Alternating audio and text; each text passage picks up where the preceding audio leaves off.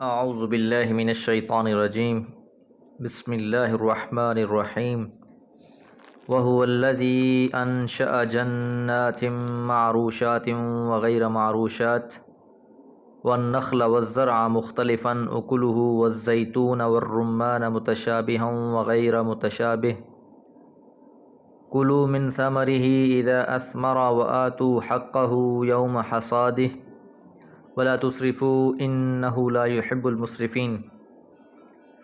سورۃ الانعام آیت نمبر 141۔ وَهُوَ الَّذِي، وہ اللہ وہی تو ہے، انشأ جس نے پیدا کیا، جنات باغات، معروشات چھتوں پر چڑھے ہوئے، وغیر معروشات اور بغیر چھتوں پہ چڑھے ہوئے۔ لفظ معروشات آراشا کا مادہ ہے۔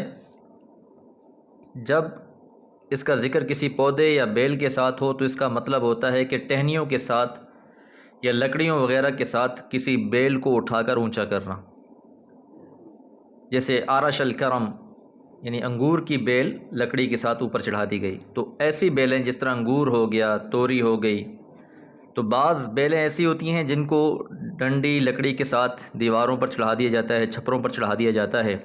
باغوں میں جائیں تو اس طرح کے چھپر بنائے ہوئے ہوتے ہیں، وہاں چڑھا دیا جاتا ہے۔ اور کچھ بیلیں ایسی ہوتی ہیں جو زمین پر ہی پھیلی ہوئی ہوتی ہیں، جس طرح کدو کی بیل ہے، تربوزہ ہے، خربوزہ ہے۔ تو اس آیت میں اللہ تعالیٰ نے زمین سے پیدا ہونے والی ہر کھیتی، ہر پھل، سبزی وغیرہ کا ذکر فرمایا ہے۔ اس لیے فرمایا وَالنَّخْلَ، اور کھجور، وَالزَّرْعَ، اور کھیتی، مختلفاً مختلف ہیں، اکلہ اس کے پھل، والزیتون اور زیتون، والرمان اور انار، متشابہن ایک دوسرے سے ملتے جلتے، وغیر متشابہن اور ایک دوسرے سے نہ ملتے جلتے۔ اللہ تعالیٰ نے زمین کی مختلف پیداوار کا تفصیل سے ذکر بیان فرما دیا ہے کہ ایسی بیلیں چھتوں پر چڑھائی جاتی ہیں، انگور، توری وغیرہ، یا ایسے باغات جن کی بیلیں زمین پر ہی پھیلتی ہیں، تربوزہ، خربوزہ، گرما وغیرہ، یا ایسے پھلدار درخت جو اپنے تنوں پر قائم ہیں، مثلا کھجور، زیتون، انار وغیرہ، یا کوئی بھی کھیتی ہو، زمین سے پیدا ہونے والی ہر پھل اور ہر کھیتی میں سے اللہ تعالیٰ کا حق نکالنا فرض ہے انسانوں پر۔ اس لیے فرمایا کلوا من ثمرہ، کھاؤ اس کے پھلوں میں سے، اس کے پھل کھاؤ، اذا اثمر جب بھی وہ پھل دیں، وآتوا اور عطا کرو، ادا کرو، حقہ اس کا حق، یوم حصادہ کٹائی کے دن ہی۔ اب جس قسم کی پیداوار ہے اس میں سے اللہ تعالیٰ کا حق ادا کرنا ہے۔ یعنی مال میں اللہ تعالیٰ کا سب سے بڑا حق زکوٰۃ اور عشر ہے۔ رسول اللہ صلی اللہ علیہ وسلم کے فرمان کی بارش، چشموں اور نہروں سے سیراب ہونے والے ہر فصل پر عشر یعنی 10 من میں سے 1 من، اور پانی کھینچ کر سیراب کی جانے والی ہر فصل میں نصف عشر یعنی 20 من میں سے 1 من ہے۔ رسول اللہ صلی اللہ علیہ وسلم نے اس میں سے کسی فصل کو استثناء نہیں دیا۔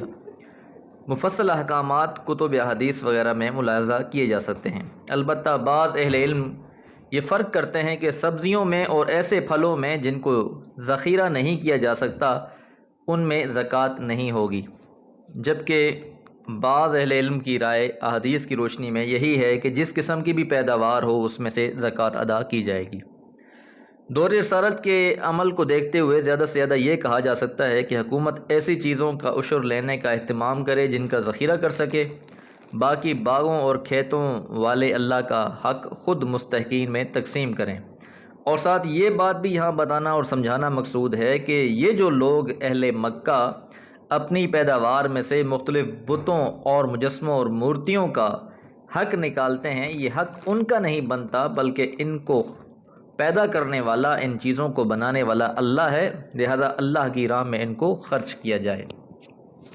اب یہ جو اس چیز پر عمل کرے گا کہ یوم حصاد ہی کٹائی کے دن ہی انسان اس کو ادا کر دے گا، تو اس میں سے مزید خیر اور برکت حاصل ہوگی۔